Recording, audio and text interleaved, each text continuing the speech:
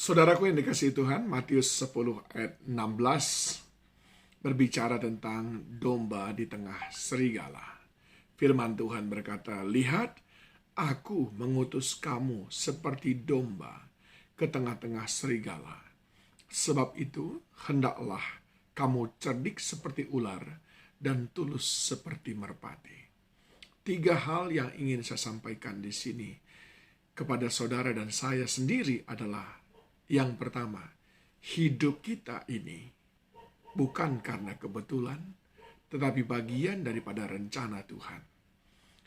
Keadaan yang saudara hadapi sekarang bukan karena kebetulan, tapi itu adalah karena Tuhan secara intensi, secara sengaja mengizinkan kita ada dalam situasi ini. Seperti Dia berkata, "Aku yang mengutus kamu."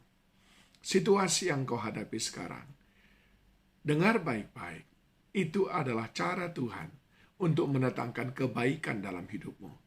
Entah itu sekalipun situasi yang sepertinya jauh daripada yang kau harapkan, bahkan engkau seperti merasa sedang dihukum oleh Tuhan karena situasi yang sulit, menderita, susah, miskin, sakit, dan lain sebagainya. Dihina, dicaci, direndahkan, atau mungkin dipersulit oleh orang lain.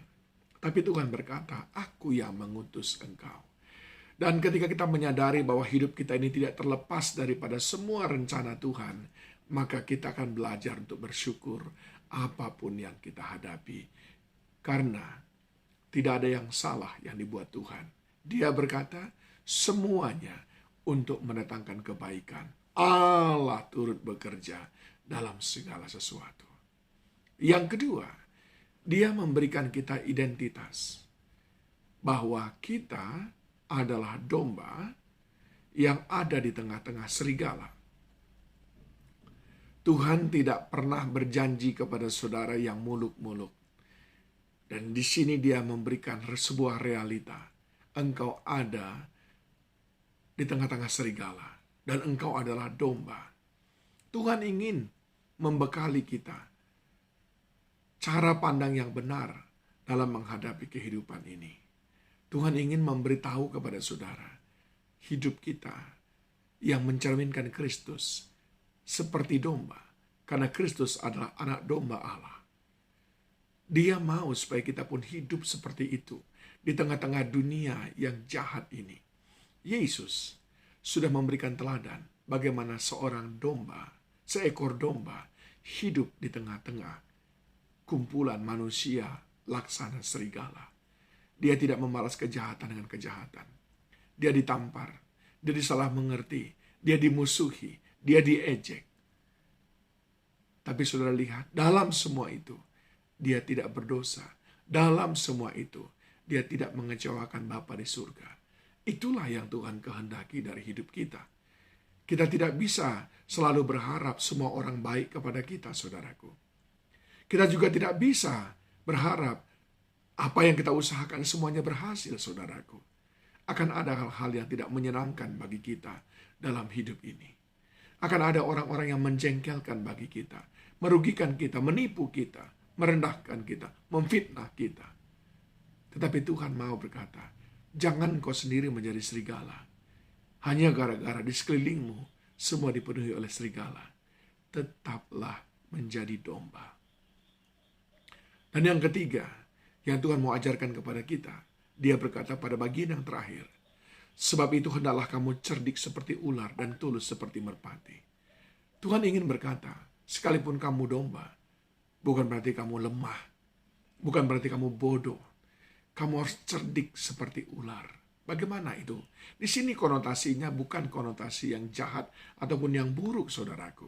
Kalau kita belajar dari bahasa aslinya, sebetulnya maksud dari bahwa kita cerdik seperti ular di sini adalah sebuah sikap hidup yang penuh kehati-hatian, penuh kewaspadaan.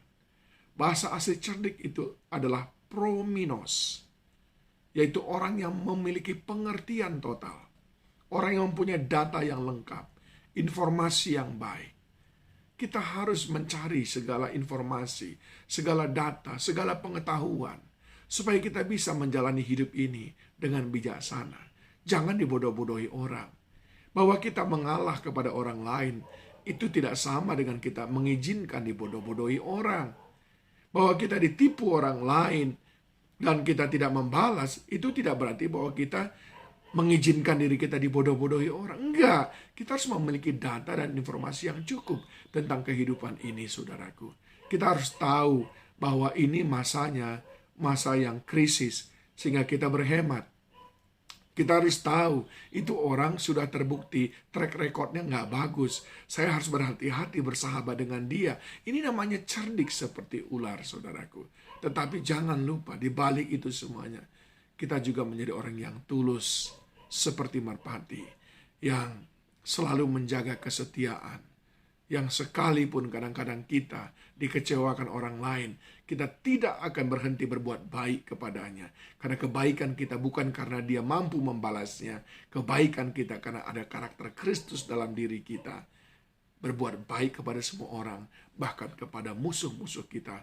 Yesus berkata, doakan musuhmu, berkati orang yang menganiaya engkau. Itu adalah bukti daripada ekspresi hidup yang tulus. Saudaraku, kita sudah ditentukan oleh Tuhan sebagai domba di tengah serigala. Tapi kita diminta untuk memperlengkapi diri kita menjadi orang yang cerdik dan orang yang tulus. Keadaanmu bukan kebetulan, bukan jadi-jadian, tetapi itu semuanya bagian daripada rencana Allah untuk mendatangkan kebaikan bagimu. Tuhan Yesus memberkati saudara.